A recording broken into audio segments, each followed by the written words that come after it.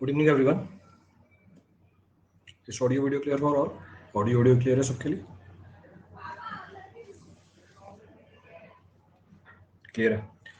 So the last class we were discussing about cement. Cement पे हमने ingredients कर लिए थे, उनका फंक्शन देख लिया था। We were talking about Bogue's compounds. Bogue compounds भी ऑलमोस्ट सारे हो गए थे, एक आखिरी बोक कंपाउंड बचा हुआ था हमारा। Last of the Bogue compound was being left, उसको कंप्लीट करते हैं। How the numbering was being given, numbering कैसे दे रहे थे उसकी बोक कंपाउंड की? ABCD दी थी 1 2 3 4 ABCD। So next of the Bohr compound is dicalcium silicate. So next of the Bohr compound is termed as dicalcium silicate. So next of the Bohr compound is dicalcium silicate. So dicalcium 2 moles of lime, silicate 1 mole of silica dioxide, 1 mole silica oxide का। ये क्या हो गया?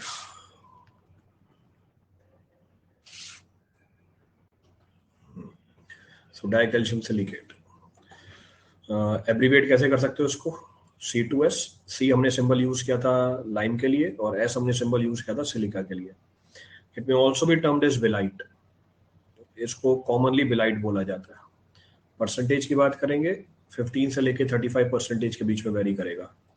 Property की बात करेंगे, वो इसके इंग्रेडिएंट से समझ में आ रहा है। इसमें भी लाइम है, इसमें भी सिलिका है, but the amount of lime in dicalcium silicate is less than the amount of the lime which is present in tricalcium silicate. तो ये भी स्ट्रेंथ इंपार्ट करेगा, वो भी स्ट्रेंथ इंपार्ट करेगा, but the binding property which is being imparted by C3S is more than that of C2S। जो binding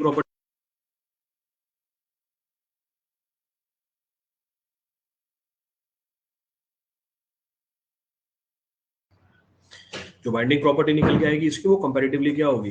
कम होगी। Second point of reference, ये बाइंडिंग प्रॉपर्टी कब इंपार्ट करेगा? जब इसकी हाइड्रेशन होगी, when it will undergo hydration. तो दो अलग अलग बातें, these are two different aspects. So will say it undergoes hydration. पहला point, it undergoes hydration. It undergoes hydration within a year or so. It undergoes hydration within a year or so after the addition of the water into the cement. After the addition of water into the cement. After the addition of water into the cement. तो इसकी hydration कितने time तक होती है? 1 साल के आसपास वाले टाइम पे होती है। इसका मतलब ये रिस्पॉन्सिबल है किसके लिए? प्रोग्रेसिव स्ट्रेंथ के लिए। So hence it is responsible for what? Hence it is responsible for progressive strength of the cement. Progressive का मतलब क्या होता है? कि जो धीरे धीरे स्ट्रेंथ डेवलप होगी। So hence it is responsible for progressive strength of the cement. Progressive भी बोल सकते हो, अल्टीमेट भी बोल सकते हो, एक ही बात है। प्रोग्रेसिव और ultimate strength, it is one and the same thing. Ultimate strength of the cement. तो वो स्ट्रक्चर जिसमें आपको प्रोग्रेसिव स्ट्रेंथ चाहिए या अल्टीमेट स्ट्रेंथ चाहिए, किसकी प्रोपोर्शन को बढ़ाएंगे हम? C2S की प्रोपोर्शन को बढ़ाएंगे। जैसे एग्जांपल दूं मैं, एग्जांपल है वो सारे कंस्ट्रक्शन जिसको बनने में टाइम लगता है, ऑल दो structures which consumes time in their construction. जैसे एग्जांपल फाउंडेशन बनानी है, जैसे एग्जांपल ब्रिज बनाना है, जैसे एग्जांपल हाइड्रोलिक स्ट्रक्चर बनाने हैं। हाइड्रोलिक स्ट्रक्चर बनाना है, जैसे कैनाल बनानी है, हमें वेयर बनाना है, लेट अस सपोज हमें एक्वाडक्ट बनाना है, we have to construct an aqueduct. Dam बनाना है, तो इन सब में कंस्ट्रक्शन के अंदर बहुत टाइम लगता है। तो प्रोग्रेसिव स्ट्रेंथ चाहिए जब कंस्ट्रक्शन हो जाएगी, जब इसको लोड करेंगे उसके बाद स्ट्रेंथ चाहिए। I'll increase the proportion of C2S। C2S की proportion को बढ़ा देंगे। Next point of reference, it also increases the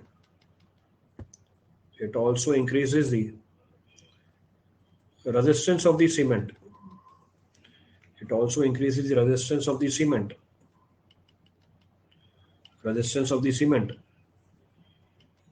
Against the attack of chemicals and acids। Obvious ही बात है, समझ में आता है। 4 बोक कंपाउंड थे, चारों में से सबसे धीरे कौन रिएक्ट कर रहा है पानी के साथ? चारों में से सबसे धीरे यही तो रिएक्ट कर रहा है पानी के साथ। मेरे ख्याल से लास्ट क्लास में मैंने आपको रेट ऑफ हाइड्रेशन का ऑर्डर लिखवाया था, वापस मेंशन कर दूंगा आज सारे। तो सबसे धीरे यही तो रिएक्ट कर रहा है C2S। 1 साल का टाइम ले रहा है। C3A C4AF 1 दिन के आसपास का टाइम, C3S 1 हफ्ते से लेकर 2 हफ्ते के आसपास का टाइम, ये 1 साल के आसपास का टाइम। तो कहने का मतलब है इसकी रिएक्टिविटी क्या है? बहुत ही कम है। It's reactivity is very less. अब क्योंकि इसकी रिएक्टिविटी कम है, इसका मतलब ये सीमेंट की रेजिस्टेंस बढ़ा रहा है against the attack of chemical and acid. तो अगर इसकी प्रोपोर्शन ज्यादा होगी केमिकल और एसिड का, जो अटैक होगा सीमेंट के ऊपर वो क्या हो जाएगा? कम हो जाएगा। तो एडवांटेज है। तो ये हमारे सीमेंट की ड्यूरेबिलिटी बढ़ाने में हेल्प करता है। It helps in increasing the durability of the cement. So it also increases the resistance of the cement against the attack of chemical and acid. Next point of reference क्या बोल सकते हैं? ये कैसे स्ट्रेंथ इंपार्ट करता है? सेम मैकेनिज्म बता दी थी आपको, वापस लिख देता हूं मैं। तो C2S will react with water, क्या बनाएगा ये भी? It will also lead to the formation of what? CSH gel, और साथ में क्या बन जाएगी? कैल्शियम हाइड्रोक्साइड बन जाएगी। Along with this calcium hydroxide is being formed. Clear है? अच्छा, कुछ जानकारी दे देता हूँ। कैल्शियम हाइड्रोक्साइड का जो रिलीज हुआ यहाँ पे उसको लीचिंग बोलते हैं। This leaching of calcium hydroxide takes place during the hydration of C3S also, C2S also. पर C2S की हाइड्रेशन के टाइम पे लीचिंग कंपैरेटिवली क्या होती है? कम होती है। तो इसका मतलब इसका एडवांटेज है उसके ऊपर, क्योंकि लाइम हमारे लिए दिक्कत क्रिएट कर रहा था। इसकी वजह से हमारे सीमेंट की ड्यूरेबिलिटी कम हो रही थी, इसकी वजह से अनसाउंडनेस आ रही थी। तो जो सल्फर था इसी के ऊपर अटैक कर रहा था। Sulphur was attacking over calcium hydroxide only.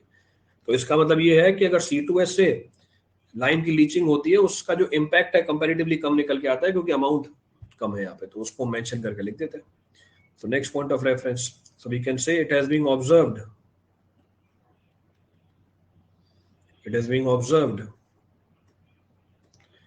that hydration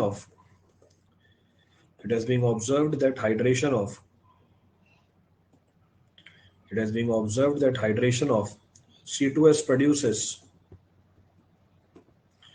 produces comparatively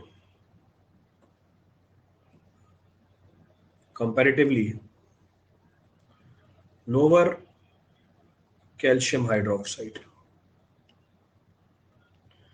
तो जब इसकी हाइड्रेशन होती है, कैल्शियम हाइड्रोक्साइड कम बनता है। किससे कंपेयर किया? Then C3S। तो कंपैरिजन किससे चल रही है हमारी? C3S से चल रही है। It is taking place with respect to C3S। Clear है पूरी कहानी? अच्छा, टोटल जानकारी दे दूं। If I give you the total information, total leaching कितनी होती है, तो वो नोट के फॉर्म में डाल दिया।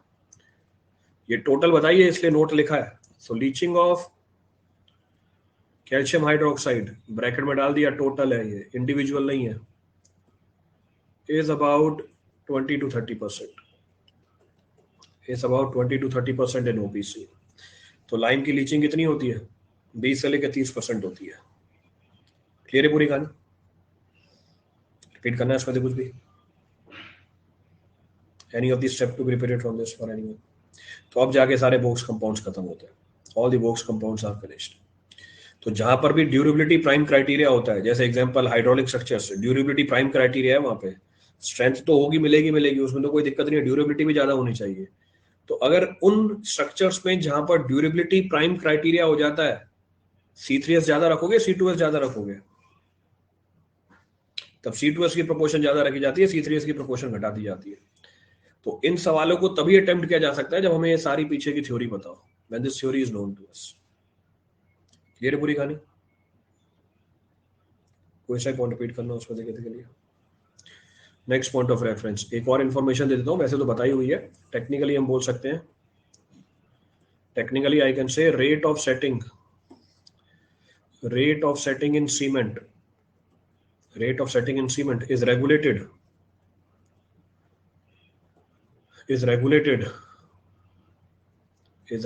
by adjusting the proportion of. So rate of setting in the cement is regulated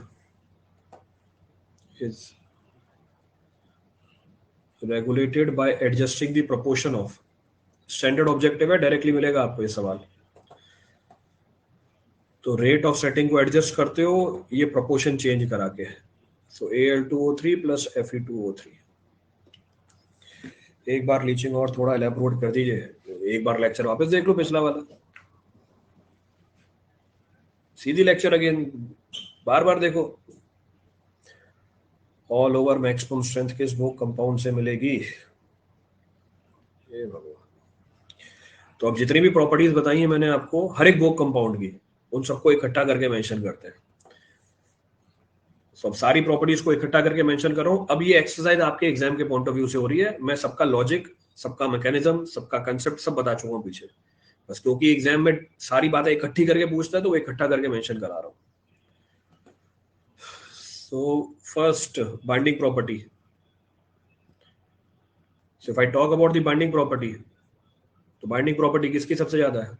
C3S followed by C2S followed by C4AF followed by, sorry C4AF तो लीस्ट बाइंडिंग प्रॉपर्टी इंपार्ट करेगा, C3A फॉलोड बाय C4AF। तो ये order किसका आ गया? Binding property का आ गया। तो कोई नई चीज नहीं बताई है मैंने, I have discuss this point. C4AF में लिखा था क्या? वर्स्ट सीमेंटिंग प्रॉपर्टी देता है। C3S में लिखा था क्या? बेस्ट सीमेंटिंग प्रॉपर्टी देता है। अभी C2S बताया C2S की सीमेंटस प्रॉपर्टी कम होती है C3S से, बचा C3 हमारा, तो ऑर्डर में लग गया। क्लियर है? तो ये बाइंडिंग प्रॉपर्टी की बात आ गई। नेक्स्ट, लास्ट क्लास में हमने डिस्कस किया था रेट ऑफ हाइड्रेशन को भी। We have talked about rate of hydration, in fact कर भी दी थी मैंने आपको। C4AF फॉलोड बाय C3A, अब तो सारे बोक्स कंपाउंड्स ही हैं, followed by C3S followed by C2S। 24 hours, 1 to 2 week, 1 year,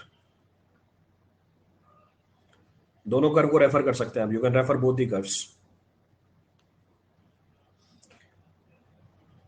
तो इन दोनों को सपोर्ट करने के लिए मैंने डायरेक्टली कोड से उठा के आपको कर्व दे रखी है। लास्ट क्लास में शेयर की थी मैंने, शायद आप share that in the last class only. Heat of hydration की भी वैल्यू दे दी थी लास्ट क्लास में। The value of heat of hydration was also being shared by different box compounds.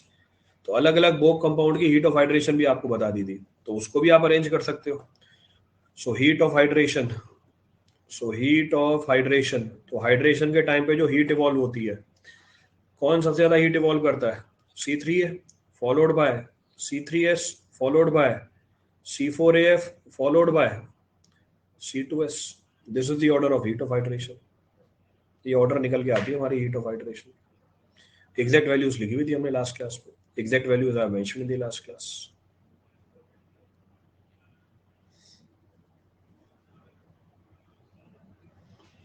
Clear है? ये हीट ऑफ हाइड्रेशन किसकी थी? हर बोक compound की थी पर यूनिट मास। यूनिट दिखाए थे इसके कैलोरी पर ग्राम। अगर मुझे पूरे सीमेंट की हीट ऑफ हाइड्रेशन निकालनी है, कैसे निकालोगे? अगर मुझे पूरे सीमेंट की हीट ऑफ हाइड्रेशन निकालनी है, कैसे निकालोगे? So heat of hydration of cement, how it will be computed? इन सब की मुझे प्रोपोर्शन पता है, इन सब की मुझे हीट ऑफ हाइड्रेशन पता है, मल्टीप्लाई करके ऐड कर दो। तो अगर मुझे सीमेंट की हीट ऑफ हाइड्रेशन निकालनी है, so I will say AA BB CC plus GD लिखने का तरीका है। तो सबकी प्रोपोर्शन को रिस्पेक्टिव हीट ऑफ हाइड्रेशन से मल्टीप्लाई करके क्या कर दो? ऐड कर दो। अब ये छोटा a, छोटा b, छोटा c, छोटा d क्या है? प्रोपोर्शन है। तो यहाँ पे लिख सकता हूं ABCD, this is equal to what? Proportion of Bogue's compound. Capital A, capital B, capital C, capital D क्या है? ये उनकी हीट ऑफ हाइड्रेशन है। So capital A, capital B, capital C, capital D, this is the heat of hydration.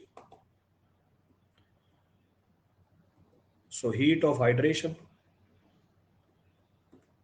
Of Bogue's compound. तो ये cement की भी heat of hydration आ गई। This will give the heat of hydration of the cement. Clear? अब क्योंकि heat of hydration of cement की बात चली है तो पता होना चाहिए हमें, we should know what is the heat of hydration of cement. वो अगले पॉइंट में बता देता हूँ आपको। सो ये कोई नाम लिखा था इसका? नहीं, थर्ड में ही चल रहा है हमारा। Dash dash dash dash, next dash. Heat of hydration तो स्टैंडर्ड वैल्यू है, कितनी होती है? Heat of hydration of OPC, So heat of hydration of OPC at age of 7 days. At age of 7 days is 89 to 90 calories per gram. And at the age of 28 days is 90 to 100 calories पर ग्राम. ये value आपके सवाल के लिए है. निकाली कैसे? How we have found? तरीका पीछे बता दिया. Method I have discussed.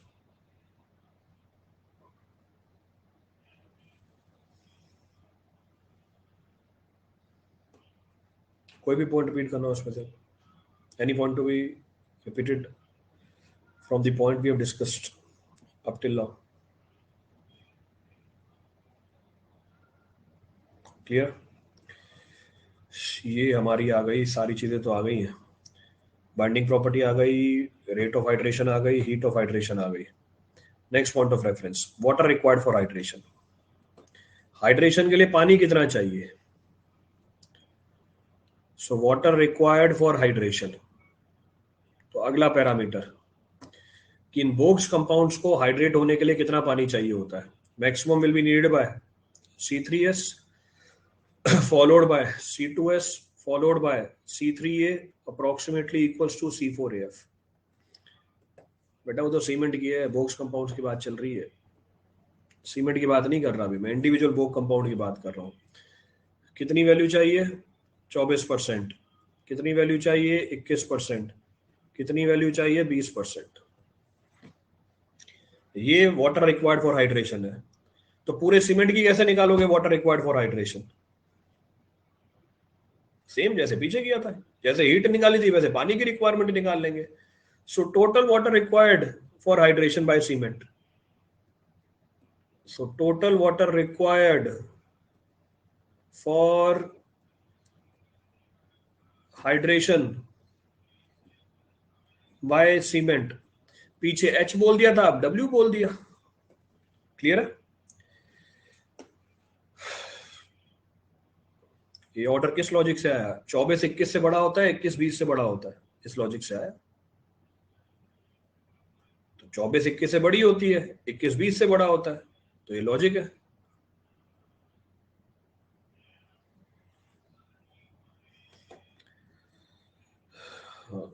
So total water required for hydration A W1 B W2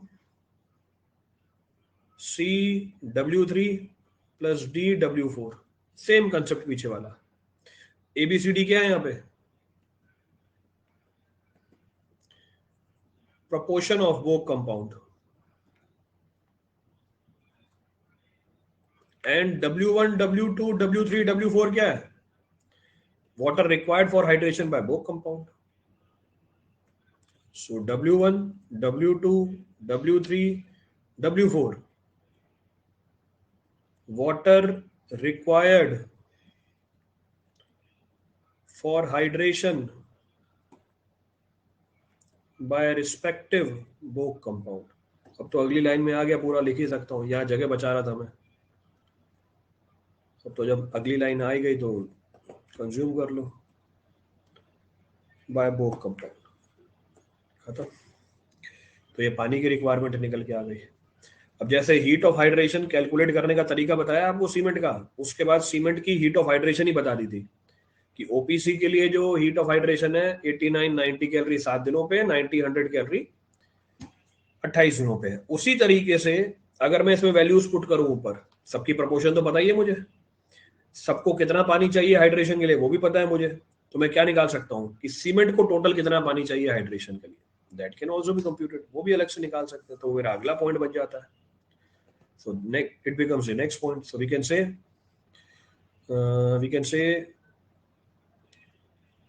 total water required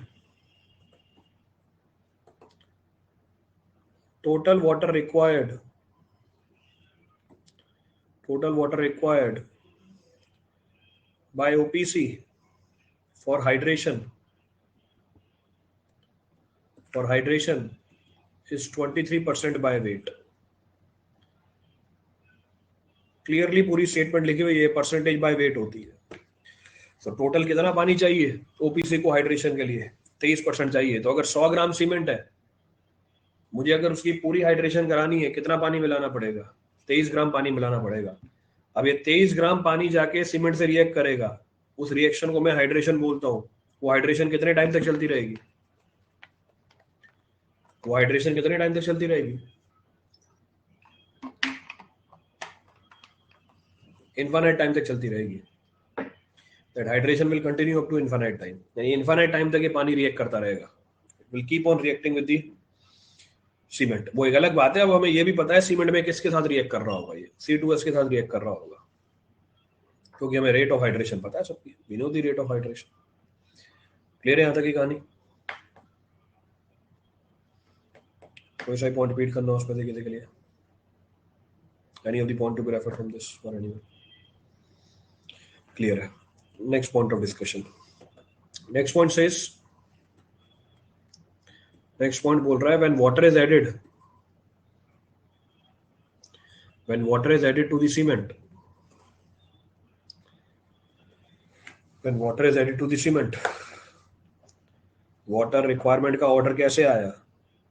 चलो इसको साइड में हटाओ. ये हीट ऑफ हाइड्रेशन का ऑर्डर कैसे आया?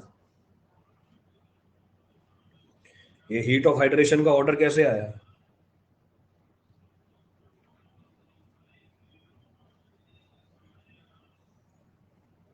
अच्छा, कोड से, मतलब ये जानना था कोड से आया है, तो वो भी कोड से आया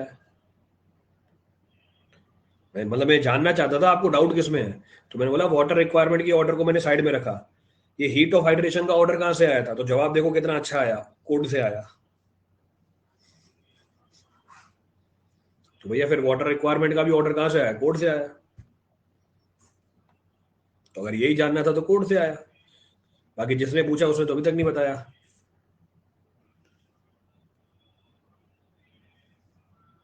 उसने तो अभी तक नहीं बताया कि भैया हीट ऑफ हाइड्रेशन का ऑर्डर कहां से आया है? एल्यूमिनियम लाइम से. तो हीट ऑफ हाइड्रेशन का ऑर्डर एल्यूमिना और लाइम से आया. मतलब हीट ऑफ हाइड्रेशन का ऑर्डर एल्यूमिना और लाइम से ऑर्डर आया. ये कैसे आया? C4AF, ये C2S का ऑर्डर कैसे निकाल दिया आपने एल्यूमिना और लाइम से? इसमें तो ना एल्यूमिना है ना वो है.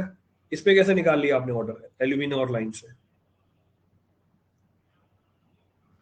तो हीट ऑफ हाइड्रेशन की ऑर्डर कैसे आई? एल्यूमिना लाइम से आई.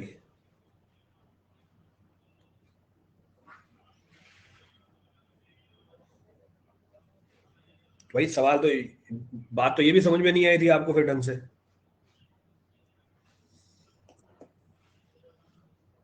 आप तो पानी तक पहुंच रहे थे, बात तो ये भी समझ में नहीं आई थी. ये ऑर्डर, वो तो ये पूछा था ना ऑर्डर कहां से आया, ये पूछ रहा था ऑर्डर कहां से आया. तो मैं तो बस सवाल समझने की कोशिश कर रहा हूँ अभी भी. भैया पूछना क्या चाहते हो?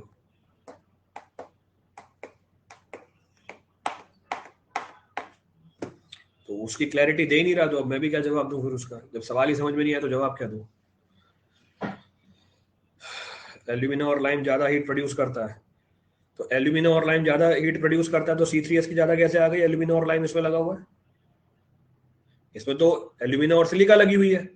एल्यूमिना और लाइम की हीट ज्यादा होती है, तो इसकी कैसे हीट ज्यादा आ गई?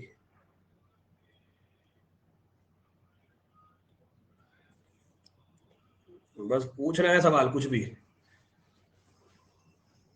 लाइम की प्रोपोर्शन देखो, दूसरा पंकज, प्रोपोर्शन ज्यादा होती है. अरे गुरुजी ये वैल्यू कैलोरी पर ग्राम में है. तो दूसरा है अपना ज्ञान देने. मतलब एक जना सवाल पूछ रहा है बिना सिर पैर का, दूसरा उसको जवाब भी दे रहा है बिना धड़का. फिर दूसरा उसको जवाब दे रहा है बिना धड़का कि वो तो टोटल क्वांटिटी ज्यादा है. अरे भाई ये कैलोरी पर ग्राम में होती है वैल्यू. और पहला वाला सेटिस्फाई भी हो जाएगा उससे. ये चलता रहता है आपस में. एक बिना सर पैर का सवाल, मतलब आपका सवाल ऐसा था जिसका कोई लॉजिक नहीं बनता, दूसरा उसको आंसर भी दे रहा है, उसका भी कोई लॉजिक नहीं था, और पहला वाला मान भी जाएगा हाँ ऐसा ही हुआ होगा.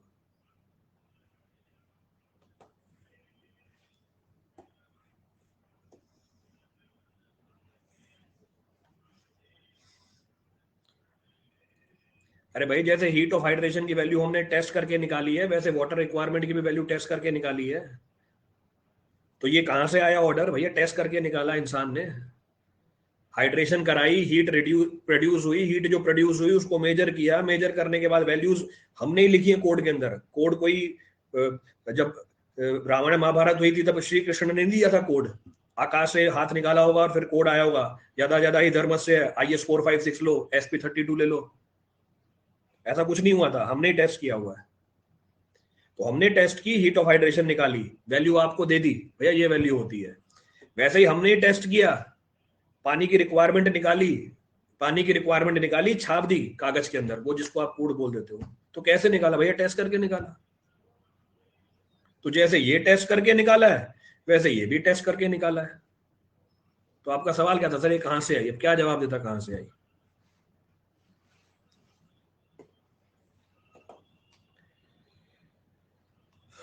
सो बात चल रही थी पानी के रिक्वायरमेंट की। So total water required for the OPC, ठीक है, 23% हो गई।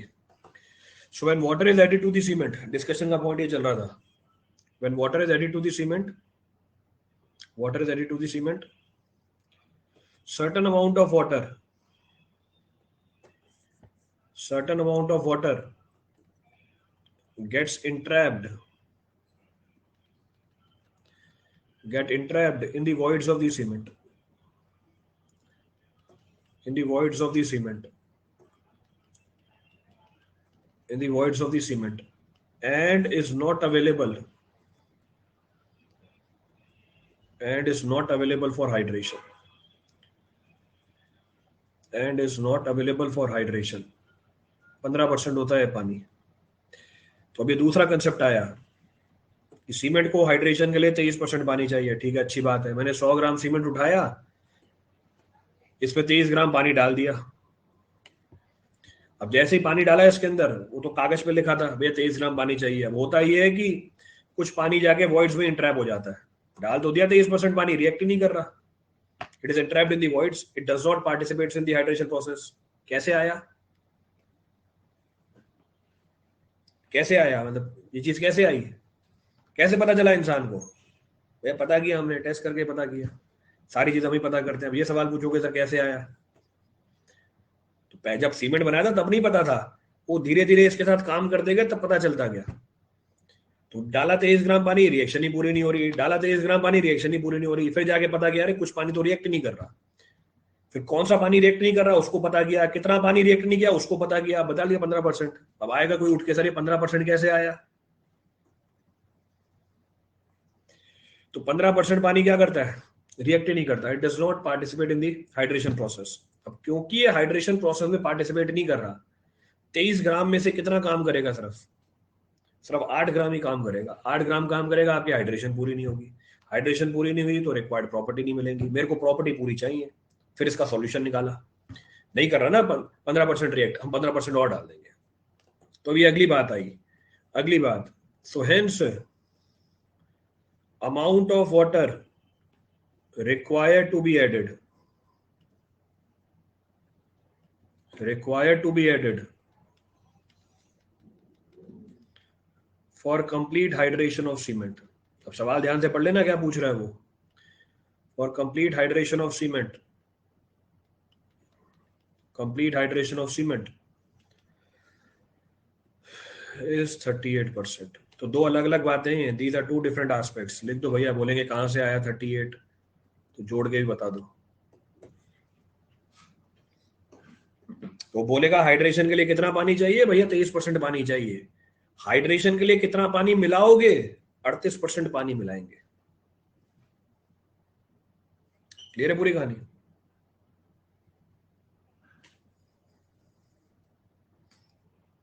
रिपीट करना है इस पर तो कुछ भी अब? Any of the point to be referred from this for any next point of reference। अब जो हम पानी मिलाते हैं, the water which we add, ये आपको अलग अलग तरीकों से मिलेगा। You will find this water to be present in the cement in different forms। अब वो अलग अलग फॉर्म ऑफ वाटर की बात कर लेते हैं। सो अलग अलग फॉर्म ऑफ वाटर,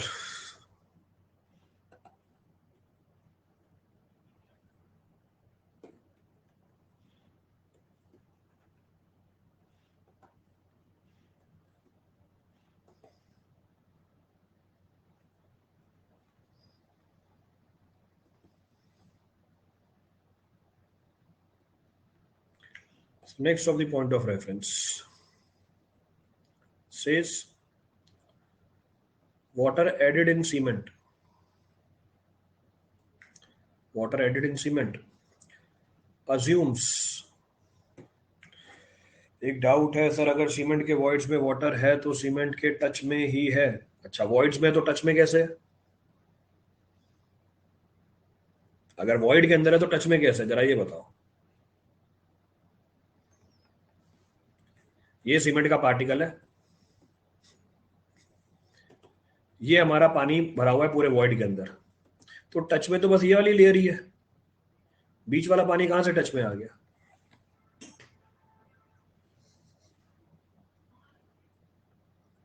भाई जहां पर पानी कांटेक्ट में आ रहा है सरफेस के, बस वही कांटेक्ट में है, वहीं पे रिएक्शन हो रही है। पर जो बीच में पानी प्रेजेंट है वो थोड़ी ना कांटेक्ट में है सीमेंट के। जब वो कांटेक्ट में नहीं है सीमेंट के तो कहां से रिएक्ट करेगा सीमेंट के पार्टिकल के साथ?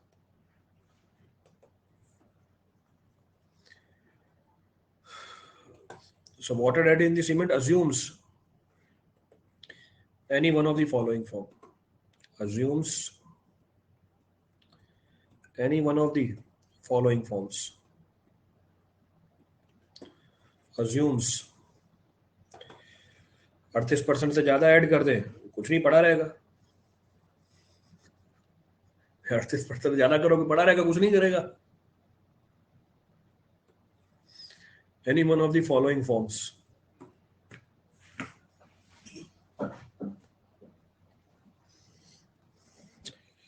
देखिए भैया क्या है ये,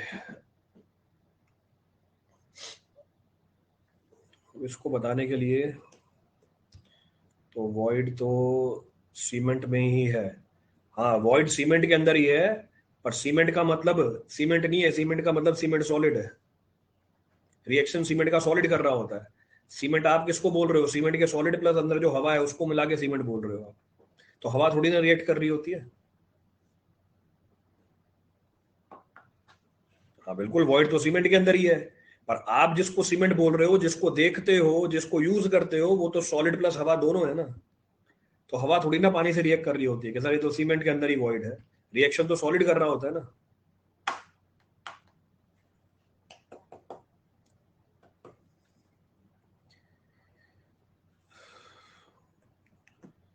तो अब फॉर्म बताने हैं, फॉर्म बताने कैसे बताएं, यहीं पे एक्सप्लेन करते हैं फॉर्म को।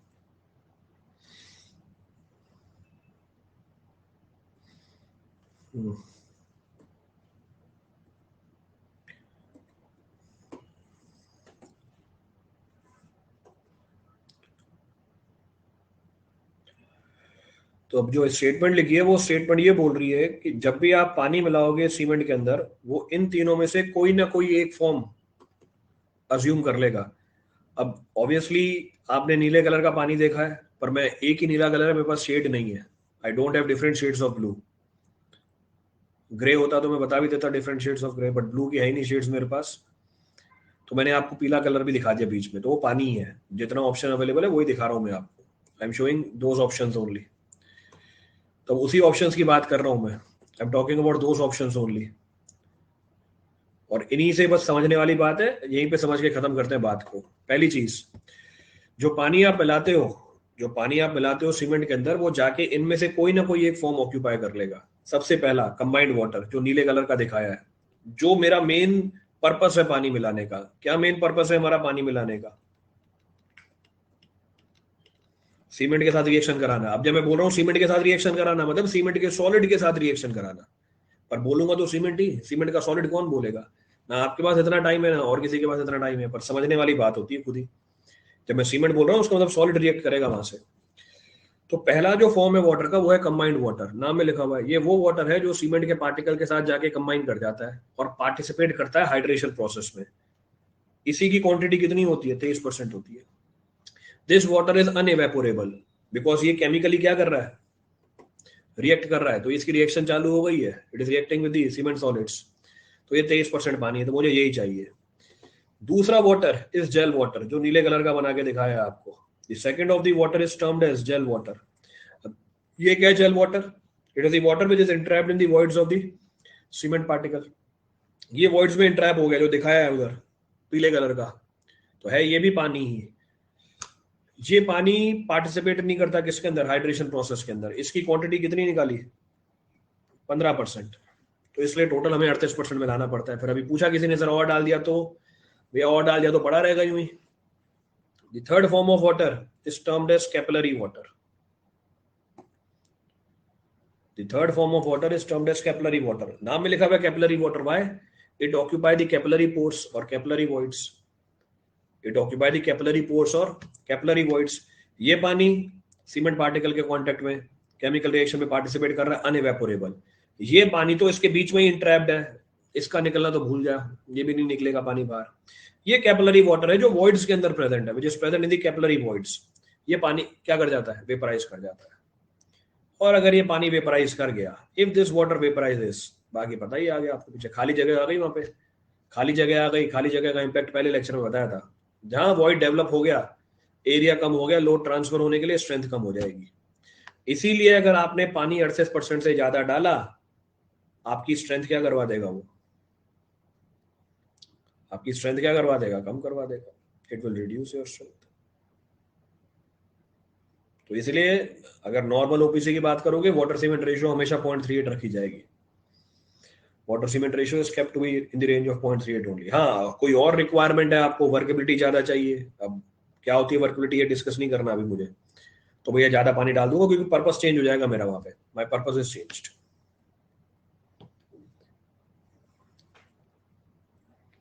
क्लियर है? तो ये सारी सिग्निफिकेंट प्रॉपर्टीज थी, these were the significant properties. कोई सा पॉइंट रिपीट करना उसमें से। नेक्स्ट प्रॉपर्टी सीमेंट की जो पता होनी चाहिए हमें, next of the property of the cement, next property of the cement is specific gravity of the cement. Specific gravity of cement.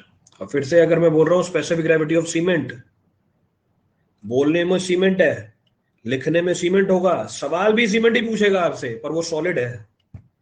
ये सीमेंट के सॉलिड की स्पेसिफिक ग्रेविटी है 3.15। तो ये स्पेसिफिक ग्रेविटी ऑफ सीमेंट बोला है, पर ये सॉलिड की स्पेसिफिक ग्रेविटी। तो क्लैरिफाई कर दिया, भैया पता होना चाहिए लिख क्या रहे हैं वहां पे। अगर मुझे पूरे सीमेंट की स्पेसिफिक ग्रेविटी बतानी है, यानी सॉलिड प्लस अंदर जो हवा है, उसको मैं टेक्निकली नाम दे देता हूं मास specific gravity. So mass specific gravity of cement, so mass specific gravity of cement, it is approximately 1.5। ये वेरी करती है। अगर कैपिलरी वाटर में नहीं रहेगा तो भी तो अकेली कैपिलरी ही रहेंगी। क्यों अकेली कैपिलरी रहेंगी, तब तो मैं कॉम्पैक्ट कर दूंगा ना उसे। मतलब क्या बातें करते हो, ये दो सॉलिड है। अगर मेरे मेरे पास एडिशनल वाटर नहीं होता, जब मैं सीमेंट यूज करने से पहले उसे कॉम्पैक्ट कर रहा होता, ये सिचुएशन होती ना। अभी आपने पानी डाल रखा है इसके बीच में, सर जब पानी नहीं होता तब भी तो वॉइड होता वहां पे। तो अगर ये पानी नहीं होता तो ये सिचुएशन होती। पानी है, जगह घेर के बैठा हुआ है ना पानी, तो आपने मिक्सिंग करी, साथ में पानी भी है, पानी ने जगह घेरी हुई है।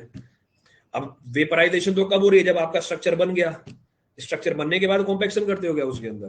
अब तो सब कुछ सेट हो गया है वहां पे, सब कुछ सेट हो गया है। ये वाला पानी गायब हो गया यहाँ से, ये वाला पानी गायब हो गया, ये सिचुएशन है, ये है खाली जगह मेरे पास। पर अगर मैं ये एक्स्ट्रा पानी नहीं डालता और जब मिक्सिंग कर रहा होता, तब तो मेरे को ये सिचुएशन मिलती ना।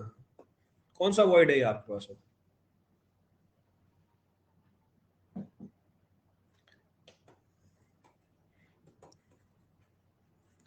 कैसे पता चलेगा?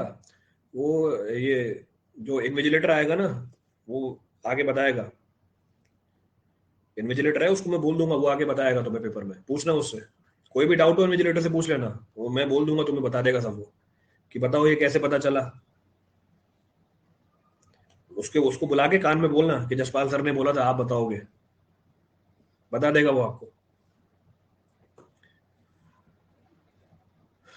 So mass specific gravity of the cement is 1.5। ये हमारी 1.5 है। Next point of reference,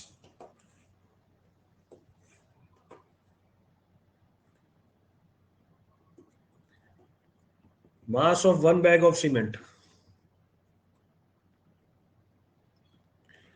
is 50 kg। So all these values are standard. सारी values standard है. So mass of one bag of cement is 50 kg. Volume of one bag of cement 34.7 liter. Capillary water कहां से आ गया? Capillary water तो वो क्या कहते हैं, सब्सक्रिप्शन लेके आ गया.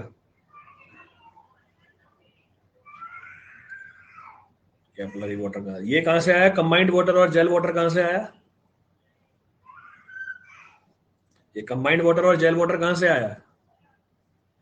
सीमेंट घर से लेके आया था आपने, जब मैन्युफैक्चर हो रहा था वहीं से ही, तभी लेके आया होगा वहां से ही, फर्नेस में से, या खरीद लिया होगा रास्ते में उसने.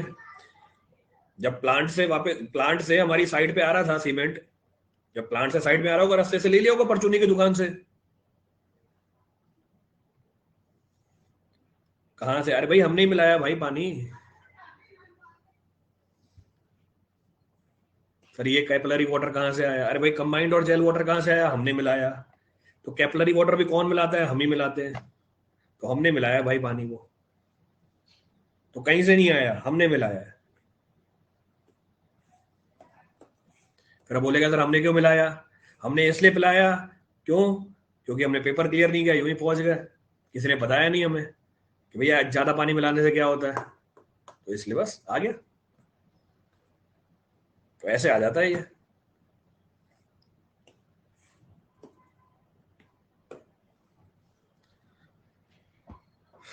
So volume of one bag of cement is 34.7 litre. चलिए, तो ये सारी बेसिक जानकारी आ गई हमारी. This is the basic information of the cement. Specific gravity की यूनिट, स्पेसिफिक ग्रेविटी की यूनिट होती है उसमें क्या बोलते हैं, डेसिबल. स्पेसिफिक ग्रेविटी की यूनिट होती है डेसिबल. डेसिबल भी होती है और एक डॉप्सन यूनिट भी होती है इसकी. One is decibel, the other is Dobson. दोनों में मेजर कर सकते हो स्पेसिफिक ग्रेविटी को.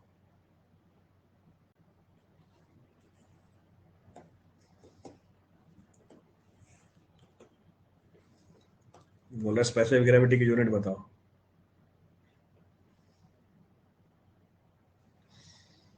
कोई ऐसा भी केस होगा जब कंबाइंड वाटर भी इवेपोरेट हो जाएगा? बिल्कुल. टेम्परेचर ले जाओ 104 से ऊपर. टेम्परेचर ले जाओ 104 से ऊपर.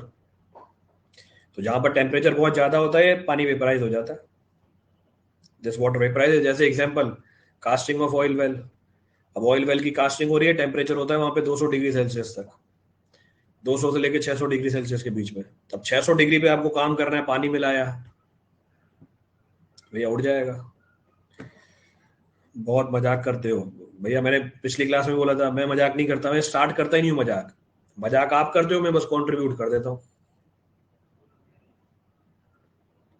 मैं कभी, मैं तो भाई ना अपना नाम बताता हूँ, ना टॉपिक से डेविएट होता हूँ, ना फालतू के कमेंट पढ़ता हूँ, चुपचाप पढ़ाता रहता हूँ मैं. मजाक स्टार्ट खुद करते हो. तुम मजाक मत करो, देखो पूरी क्लास में मैं कुछ भी नहीं बोलूंगा, सिर्फ पढ़ाता रहूंगा. खुद मजाक स्टार्ट करेंगे फिर बोलेंगे सर मजाक करते हो.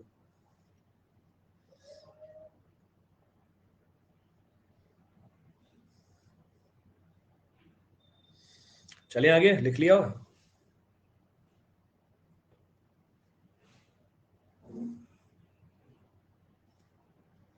कौन पूछ रहा था स्पेसिफिक ग्रेविटी यूनिट? अभी मजाक किसने स्टार्ट किया?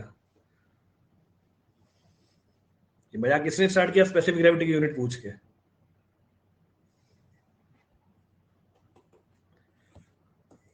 चलो वो न्यू होगा, मतलब क्लास में न्यू होगा. अच्छा अच्छा, होगा तो इंजीनियर ही, डिग्री करी हुई होगी या कर रहा होगा या डिप्लोमा करा हुआ होगा उसने, तभी पेपर देने की सोच रहा है. क्लास में नया है तो क्या हुआ? मतलब देखो जवाब देखो इनका, सर क्लास में नया आया होगा तो स्पेसिफिक ग्रेविटी की यूनिट नहीं पता होगी उसे, क्योंकि क्लास में नया नया पहली क्लास यूज की आज, इसलिए स्पेसिफिक ग्रेविटी की यूनिट नहीं पता. सही है, बढ़िया. चलो भाई आगे चलते हैं. अच्छा इसमें एक दो चीज और लिखा सकते हो. You can also mention the area of the cement bag and the height of the cement bag. कितना होता है एरिया और height of the cement bag?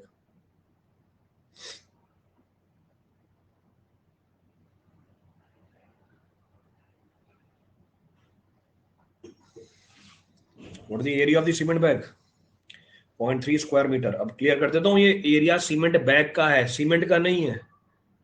Area किसका है? सीमेंट बैग का है, नॉट सीमेंट. क्लियर है? और हाइट कितनी होती है उसकी? सीमेंट बैग की हाइट 0.18 मीटर, यानी क्या हो गई? 18 सेंटीमीटर. तो उसकी थिकनेस निकल के आ जाएगी. That will be the thickness. So अगर डायमेंशन बना के दूं मैं आपको, डायमेंशन बना के दूं, बना ही लेते हैं, नहीं तो साइज का तो कुछ अलग ही इंटरप्रिटेशन निकाल लेंगे.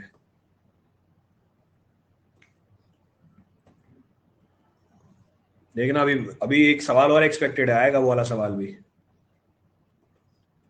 ये हमारा सीमेंट का बैग है, जैसे बैग ऑफ द सीमेंट. ये बैग फटा हुआ नहीं है, जगह खत्म हो गई मेरी यहाँ पे. बोलेंगे सर ये बैग, हाँ देखो जुड़ गया जुड़ गया.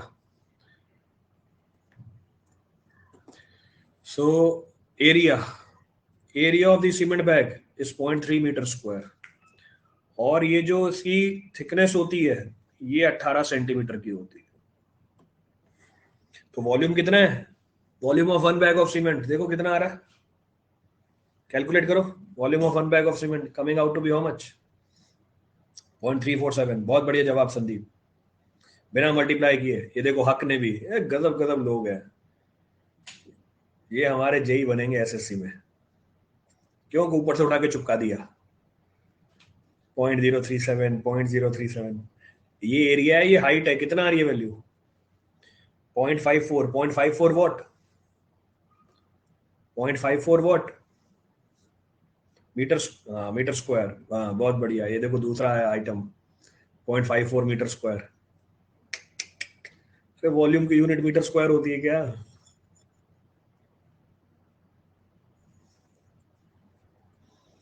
.054 मीटर क्यूब. 0.054 metre cube. और ये कितनी है वॉल्यूम?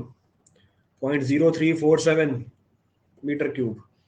ये तो अलग अलग आ रही है. ऐसा कैसे सर? ऊपर तो लिखा है volume of one bag of cement is equal to 34.7 litre. यहाँ पर तो ये अलग निकल के आ रही है, 54 निकल के आ रही है. ऐसा कैसे हो गया सर? ये ऐसा कैसे हो गया?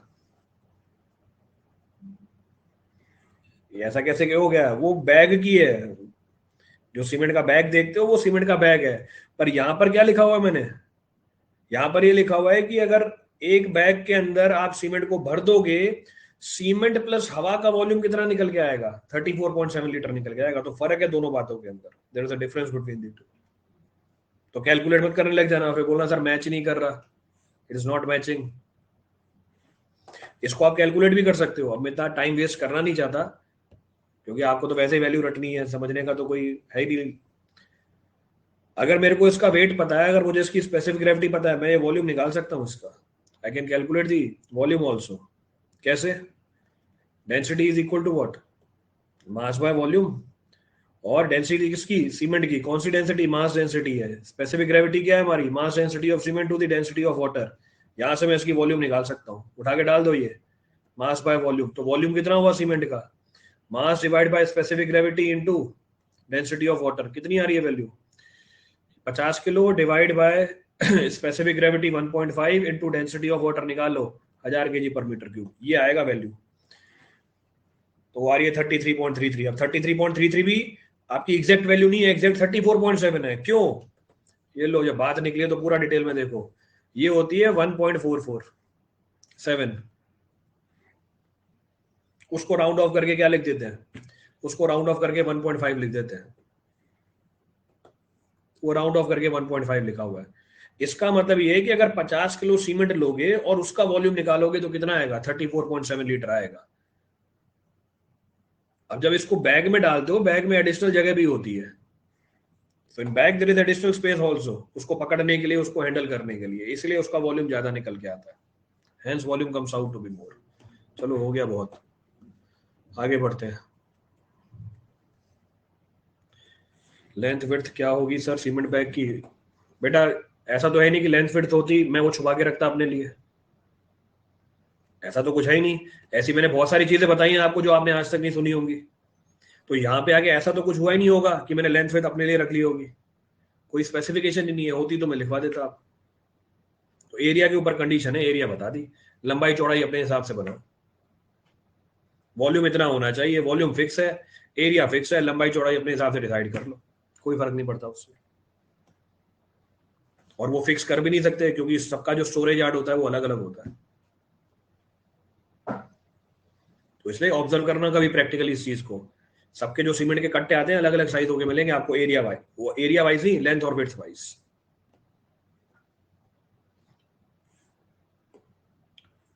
तो अगर कोई चीज नहीं बता रहा, इसका मतलब है ही नहीं उसकी स्पेसिफिकेशन।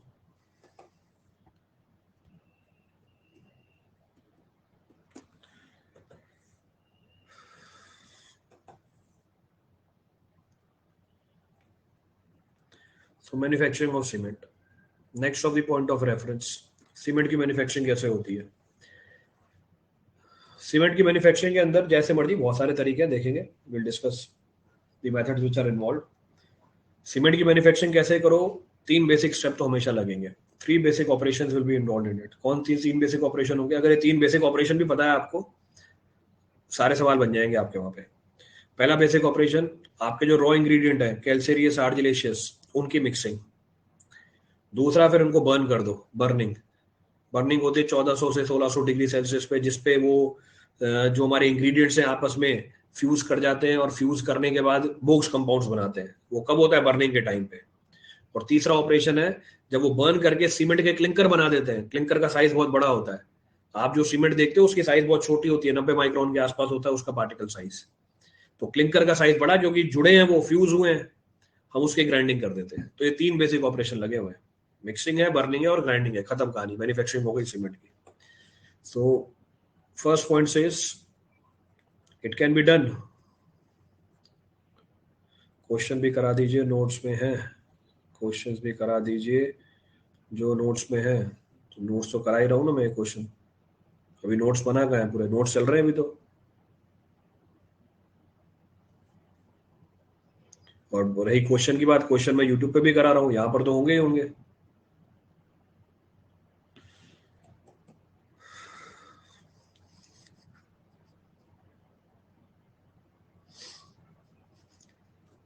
चलो छोड़ो। So it can be achieved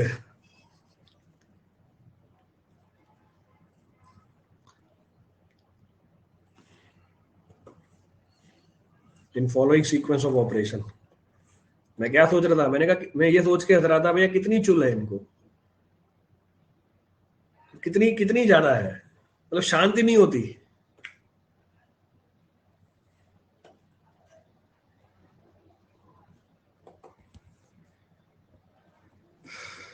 इसलिए हंस रहा था।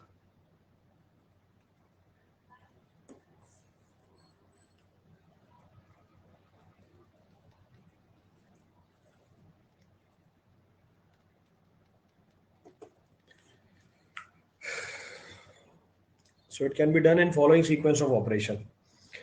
अब तीन ऑपरेशन इन्वॉल्व है हमारे पास।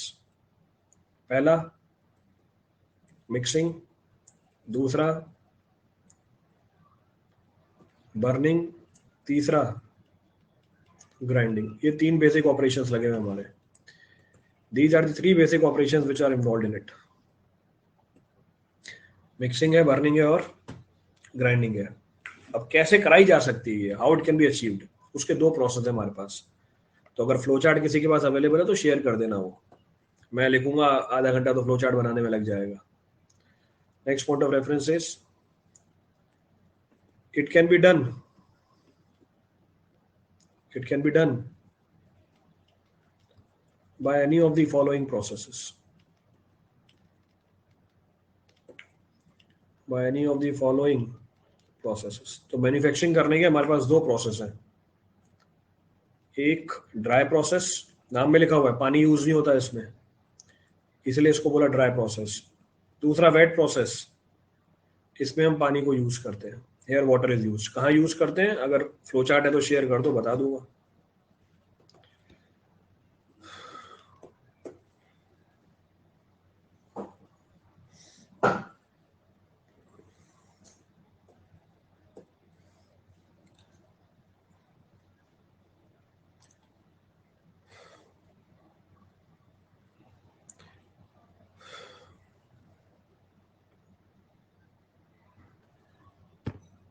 ग्रुप का लिंक लो, नोट करो, t.me/+ capital R capital N छोटा j कैपिटल R छोटी e C Q capital H capital F capital E underscore capital K छोटा I capital C 9 capital U।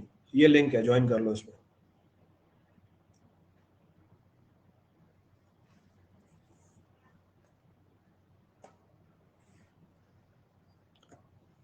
ये देखो, ये इसने फ्लो चार्ट भेजा है, लो समझ लो। ये मैन्युफैक्चरिंग ऐसे होती है सीमेंट की। ये डीप ने भेजा है फ्लो चार्ट, मैंने बोला था फ्लो चार्ट भेजना, ये इसने फ्लो चार्ट भेजा है। So this is how the manufacturing of the cement is done. ये ड्राई प्रोसेस है हमारा, दिस इज ड्राई प्रोसेस। और अब मैं, ये दूसरा प्रोसेस है वेट प्रोसेस। तो ऐसे मैन्युफैक्चरिंग करते हैं,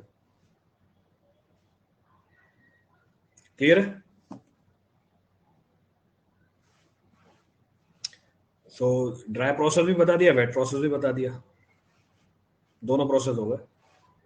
अच्छा, फोटो क्लियर नहीं है क्या? सही बताओ, फोटो क्लियर नहीं थी क्या ये? अच्छा, मेरे को लगा मेरी मेरी नजर कमजोर थी।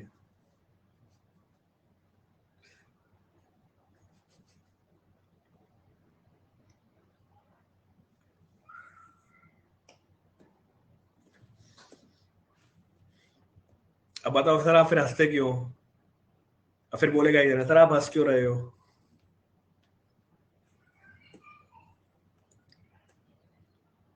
हो गया टाइम, तो अब क्या बताऊं?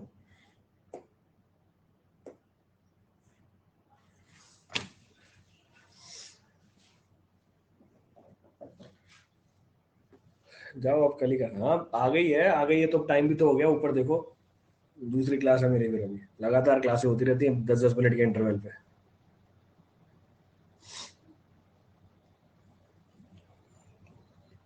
लिंक बताया ना अभी।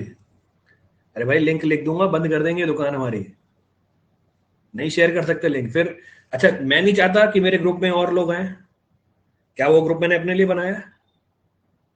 मतलब मैंने ग्रुप क्रिएट किया और मैं चाहता हूं कि बस मैं ही रहूं उसके अंदर और कोई नहीं आए। मैं भी चाहूंगा ना उसमें और लोग आए। तो जब मैं, फिर तो मेरे को अपने आप लिंक डालना चाहिए था यहाँ पे, ये रहा मेरा लिंक, ज्वाइन कर लो। क्यों नहीं डाल रहा भैया? अलाउड नहीं है। तो अभी बताया ना, अगर मैं नहीं दे रहा तो रीजन है, नहीं तो मैं सबसे पहले वही देता कि देखो ये मेरा लिंक है, ज्वाइन कर लो।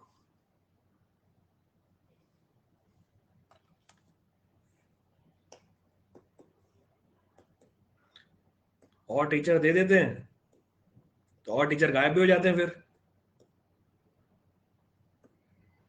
तो और टीचर गायब भी तो जाते हैं, आपको पता नहीं चलता क्यों गायब हो गए, फिर परेशान होते रहते हो आप।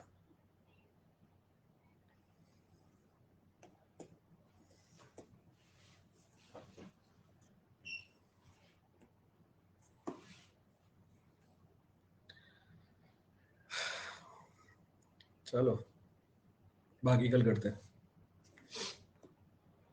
अभी बताया तो सही क्यों गायब हो जाते हैं। लिंक में क्या प्रॉब्लम है? प्रमोट नहीं कर सकते यहाँ पे कुछ और चीज? ये अनअकैडमी की दुकान है, अनअकैडमी की दुकान में आप अपनी पर्सनल दुकान नहीं चला सकते।